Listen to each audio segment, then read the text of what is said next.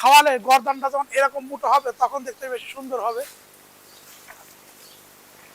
এটাও আমাদের 100% Holstein Friesian একটি গরু, ব্রিডিং বুল।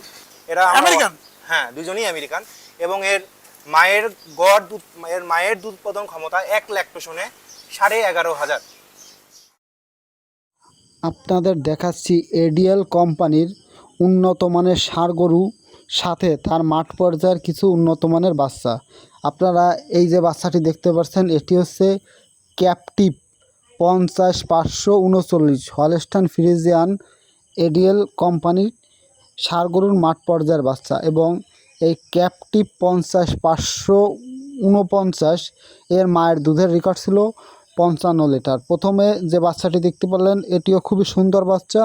এর পরবর্তীতে আরও একটি বাচ্চা দেখতে পাচ্ছেন, এটিও কিন্তু খুব সুন্দর সাদা কালো রঙের, গ্রোথ ভালো, এর একটি মাঠ পর্যায়ের বাচ্চা। এডিএলের যদি এই রকমের বাছুর পেতে চান অবশ্যই ক্যাপটিভ 50-549 হলস্টাইন ফ্রিজিয়ান 100%-এর সিমেন ইউজ করবেন। তাহলে আপনারা আশা করা যায় যে খামারি পর্যায়ে ভালো ভালো মানের বাচ্চা পাবেন। আর আপনার এই যে বাচ্চাগুলো দেখতে পাচ্ছেন এগুলো কিন্তু সবই এই ক্যাপটিভ 50-549 এর মাঠ পর্যায়ের